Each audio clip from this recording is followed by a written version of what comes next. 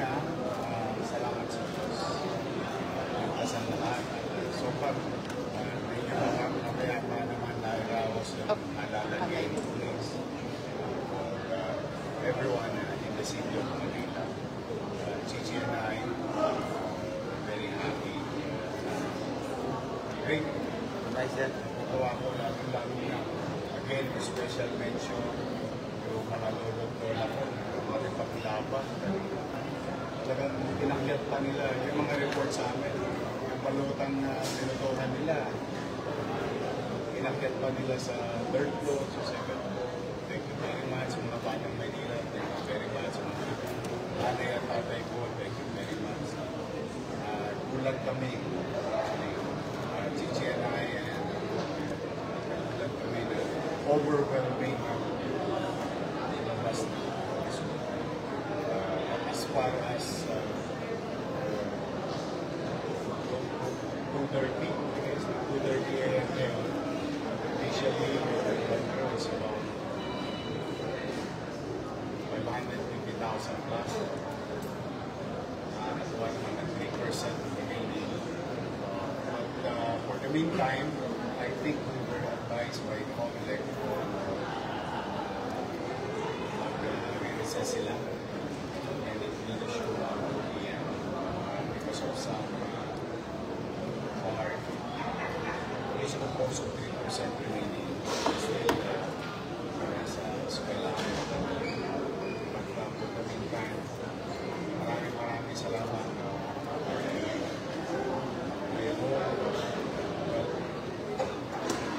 Iayos natin ulit. We're very optimistic that with the help of the people of Manila, we can make Manila great. Yung may pinasahan nyo ba na magiging ganito ang resulta? Gusto namin ni Gigi at sa unang namin yun. Of course, I think maybe John Doe si Mary is a candidate gusto mo namin. Yun talaga ang pangarap namin. Yung namin nakapagay sa tao. Winning but with the result, the official result of the city, overwhelmed kami. Kaya salamat talaga sa Diyos sa ating mga batang Maynila. Nakakagulat na overwhelming siya. But we really appreciate it.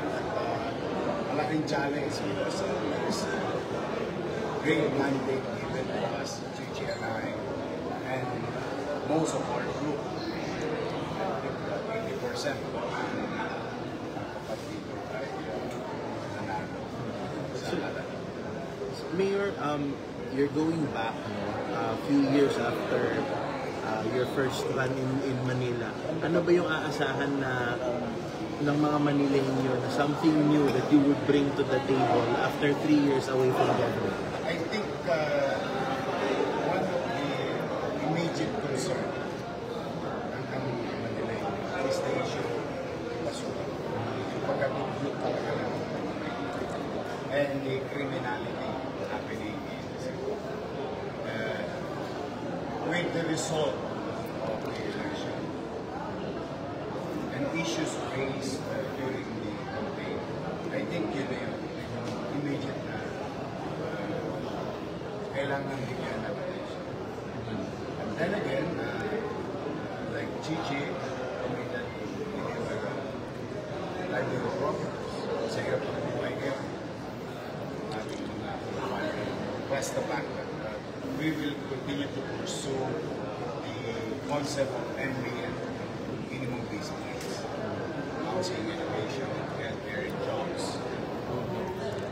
But initially about yung cleanliness and orderliness and peace and order situation in the city will be promoted by us.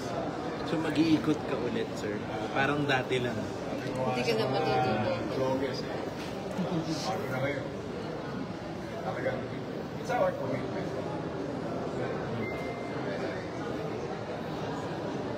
Pag ako nabibigyan ng pagkakataon, I really like to dedicate my time serving the people. And that includes, we hours. Oras de bilir. Sir, Kaya mapupuyat kayo ulit. last na Sir, lang kasi. sir, 4% na lang yung hinihintay natin na boto. Nakausap niyo na po ba yung mga katunggali ninyo? Meron na ba mga nag-congratulate? May ganun. Well, hindi. But I don't know. I don't know kung pa yung sumulat. We saw some... Yeah, Sam Versosa, sir. Mr. Versosa was seated already. But the other one, I don't know. And the others. Willing kayo makipag-usap sa kanya, sir? Because at the end of the day, taga Maynila sila, di ba?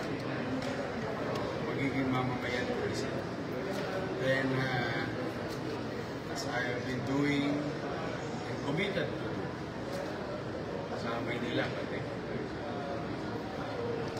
There are still members of the community, and we are, Chichi and I, and the entire York Students, which a great majority members of the City Council. Thanks again to the people of Manila. They're willing to serve them. So, yung pagkakapati-pati, I think, una ko na munang panawagan. Ito, sa ating mga mamamayan. Sa buong eleksyon, yung mga nagkontrapartido, magkatapat ng ilog, pagpati-pati lang po kayo. Tapos ako, akala, nagpasya na ang taong bayan, overwhelmingly, binigyan tayo na. So, ang panawagan ko na lang sa mamamayan, pati-pati lang po tayo mag-iwaiwalay. At the end of the day, tayo rin ang magkikita sa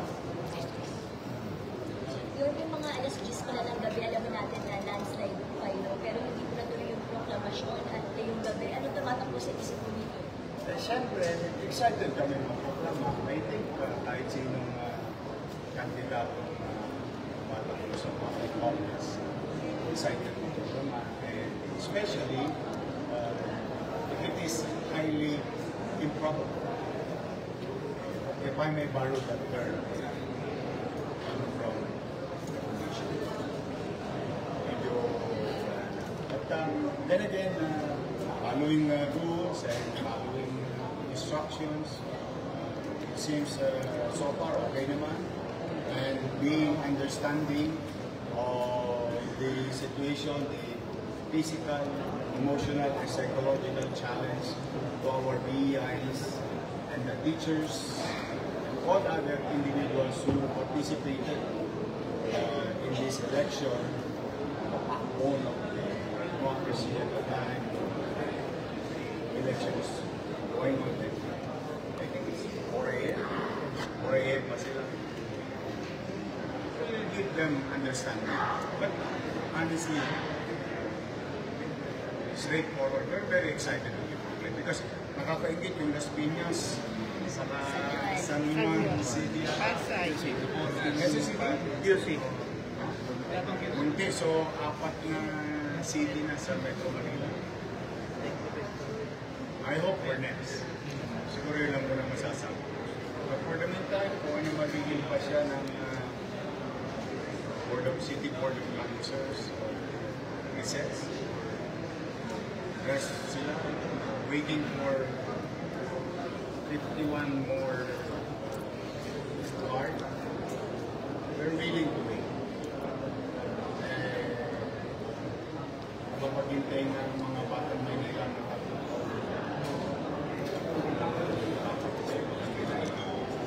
Kay Vice, may mensahe po kayo sa mga supporters, mga sumuporta po sa inyo. Maraming salamat po sa suporta sa amin.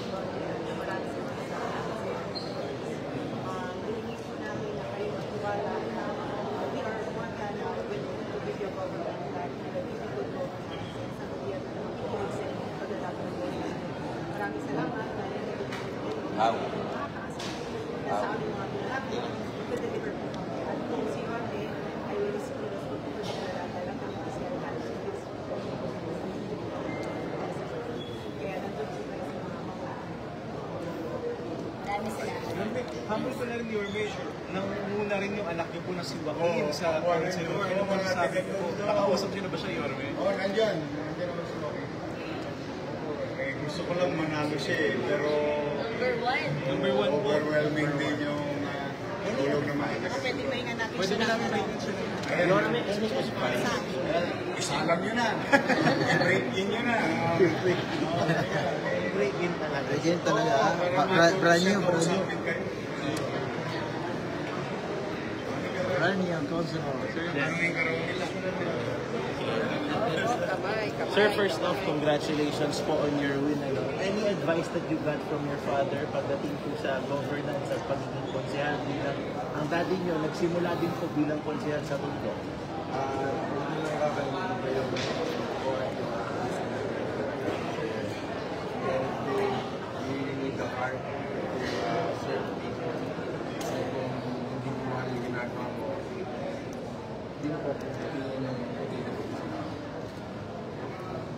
Ano masasabi mo, Joaquin?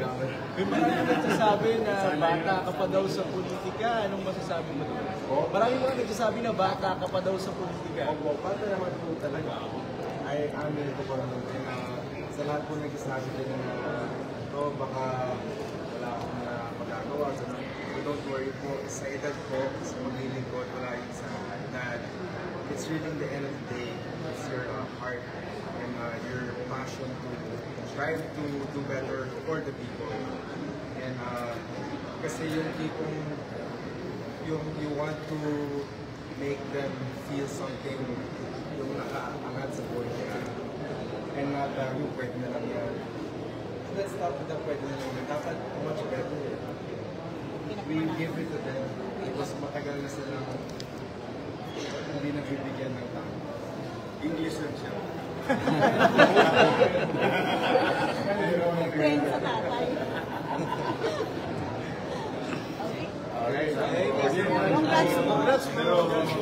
Let me, one more time and thank each and every one of you, our partners in media,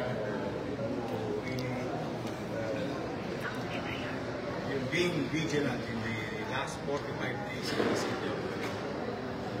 Dahil sa inyo, marami kayo nabantayan, maraming individual, hindi siguro nila nagawa yung sa magagawa nila. So I would like to thank each and every one. And then of course, our vloggers, pagkalabot talaga yan. Abunado pa sa akin yan. Sila pasalamatan. Yung mga supporters natin, mga leaders natin, and sorry, gusto ko rin pasalamatan yung mga kababaihan ng Manila, kabakan ng Manila, at siyempre yung ating mga minamahal ng kaagapay. At lahat ng volunteers, individuals, organization, maraming salamat sa inyo. And I hope supporting me will not stop because tapos na election. Again, waiting for Chichi and I, the entire group, we cannot do it alone. We need everybody's participation. People of Manila, we need you. Because it is our city. It is our community. Walang magmamalasakit dito kung tayo magbabagat. So, I hope in the coming weeks, come and join us. Let's rebuild Manila. We have a better place for us maybe, but definitely let's do this for the next generation. Muli, maraming salamat and God first. Thank you.